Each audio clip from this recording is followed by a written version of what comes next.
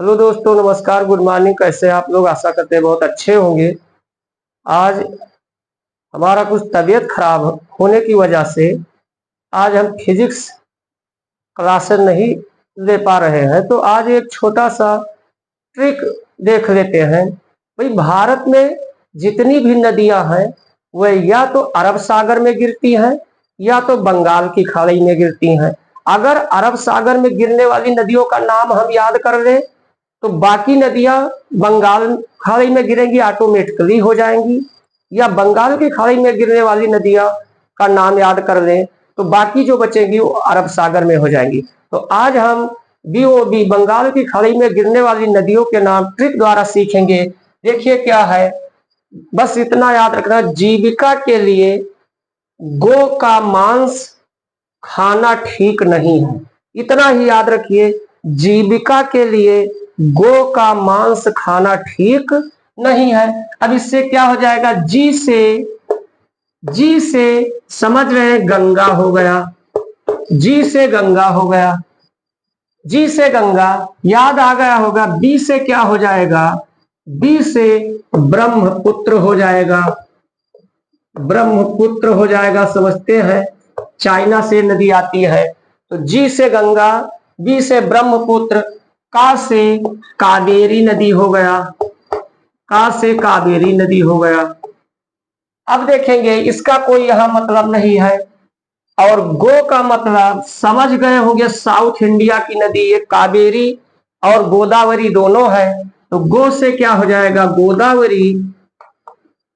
गोदावरी और ये अगला जो का आया है इससे कृष्णा नदी हो जाएगा।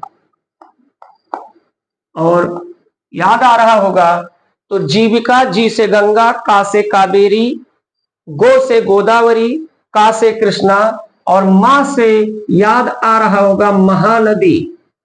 मां से क्या है, महानदी। और सा से कौन सी नदी है, सुवर्ण रेखा नदी।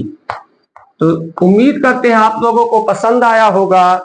बस केवल इतना याद रखना है, जीविका के लिए गो का मांस खाना ठीक नहीं है। जी से गंगा, बी से ब्रह्मपुत्र, का से कावेरी, फिर उसके बाद गो से गोदावरी, और का से कृष्णा, मां से महानदी, सा से स्वर्ण रेखा हो जाएगा। तो उम्मीद करते हैं ये नदियां का नाम ट्रिक द्वारा आप लोगों को याद आ गया होगा।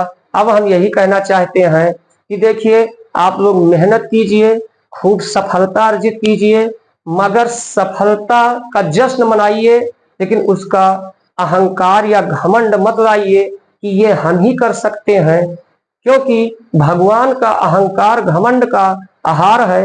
एक बार अर्जुन ने कृष्ण से कहा कि तीनों लोक में आपसे, हमसे ज्यादा आपका भक्त कोई नहीं है। भगवान कृष्ण ने कहा कि नहीं, और है भक्त। अर्जुन ने नहीं माना, तो भगवान कृष्ण ने कहा चलो हम दिखाते हैं, साधु का भेष रखिए और मृत्यु लोक चलिए। दोनों लोग साधु का भेष रखकर मृत्यु लोक में आए। तो एक आदमी आगे धनुष रखकर और घास छील रहा था। उससे ये दोनों लोग पूछे कि आखिर ये आगे धनुष क्यों रखे हो।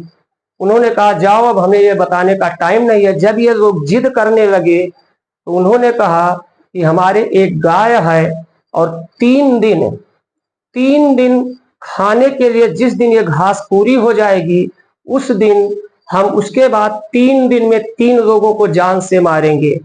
अर्जुन ने पूछा किसको मारोगे, तो उस आदमी ने कहा सबसे पहले हम अर्जुन को मारेंगे, क्योंकि अर्जुन इतने दुष्ट हैं कि हमारे भगवान से अपना रथ हकवाते हैं।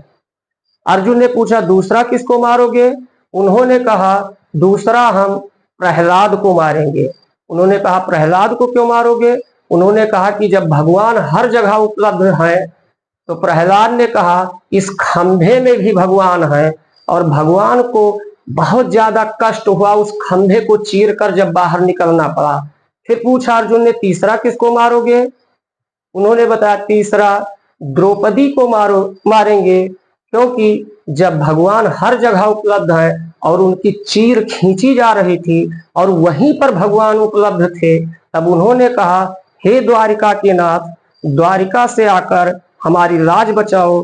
भगवान वहां से नंगे पैर द्वारिका गए और द्वारिका से फिर भाग कर आए और द्रौपदी की राज बचाए। तो इन तीनों ने हमारे भगवान को सबसे ज्यादा कष्ट दिया है, इन्हीं तीन को मारेंगे। तो इससे पता लगता है कि एक से बढ़कर एक विद्वता और इसकी कोई कमी नहीं है, तो घमंड नहीं करना चाहिए।